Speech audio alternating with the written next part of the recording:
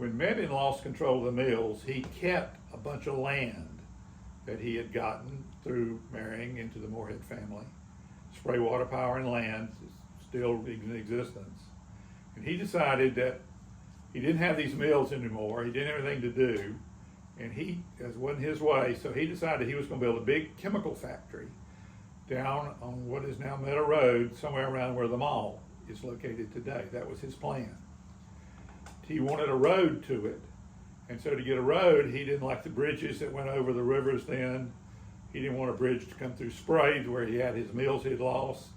So he got people together and elected, basically, paid for the election and campaigns of some people for the county commissioners who would agree to do what he wanted, which was to sign a contract with a big bridge building company to come down and build a bridge across the Dan River, now called Mebane's Bridge, or the Bridge to Nowhere.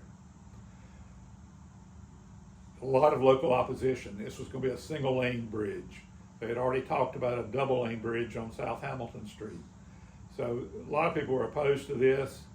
Mebane didn't anticipate how violently they would be opposed.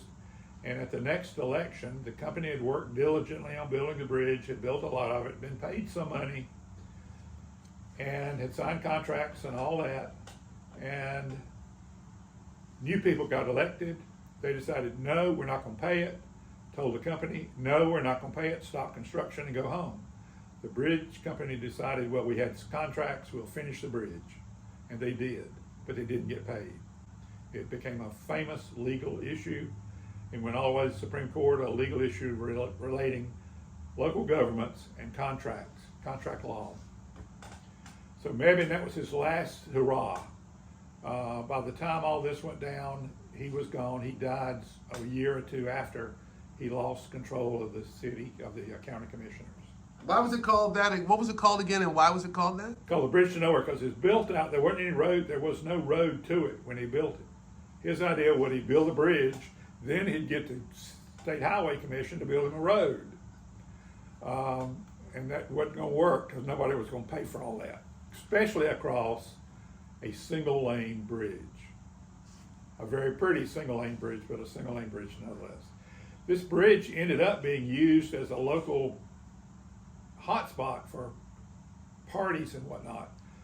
The mills would hold picnics down on the bridge during the 30s. I've read some stuff in the Mill Whistle about announcing this upcoming weekend we're going to have this party at the bridge, and everybody knew where to go. And I've seen several episodes relating that did in fact happen.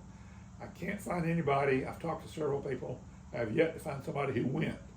That could be just a factor of how old people are today and versus then. Anyway, so Mebane, that was his last hurrah.